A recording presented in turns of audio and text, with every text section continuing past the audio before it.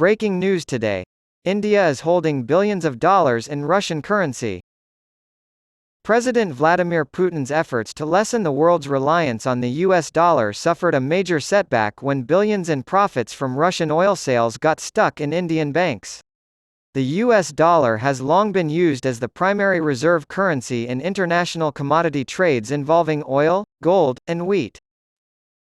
The Russian financial system was effectively cut off from the rest of the world after Western sanctions were imposed on Russia in response to Putin's invasion of Ukraine. International trade was severely hampered as a result of this embargo. To combat this issue, Putin tried to sell oil to countries like China and India in their own currencies, the yuan and the rupee, respectively, which prompted concerns about the global strength of the US dollar. China also pushed Gulf Arab leaders to open up to buying oil and gas in yuan as a way to reduce the dollar's hegemonic position in international trade. Some news outlets have even speculated on the possibility of a yuan-based bilateral agreement. It appears that Moscow's recent attempts to de-dollarize bilateral trade with India have been unsuccessful. Billion-dollar sales have resulted from Russia's rise to prominence as a major oil supplier to India.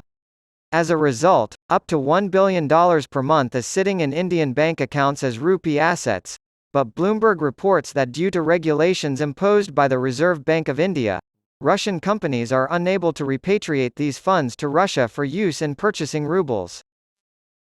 Economist and Associate Fellow in Chatham House's Russia and Eurasia program Timothy Ash noted that the conflict in Ukraine and the subsequent sanctions have bolstered the dollar's preeminence.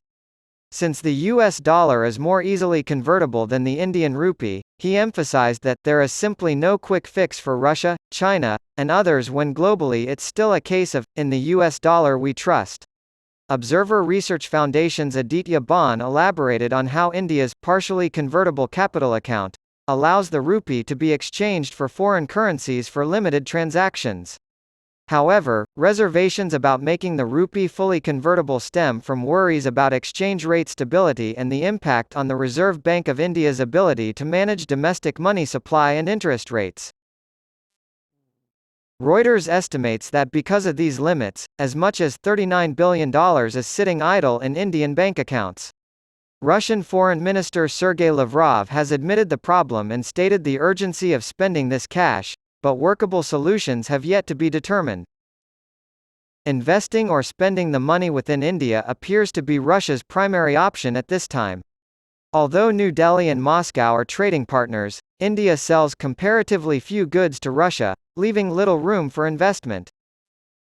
Russia is India's largest supplier of both oil and military hardware.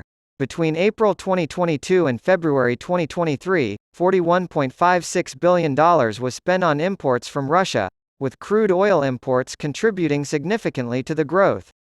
In contrast, the $3 billion in Indian exports to Russia were a drop in the bucket.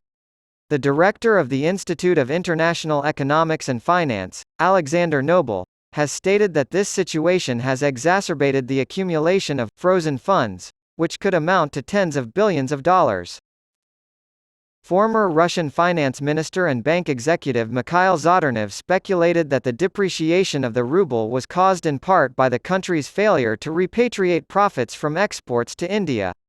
In contrast to India's estimated $6-7 billion in annual imports, he highlighted Russia's $30 billion worth of oil and petroleum products supplied to India in the first half of the year.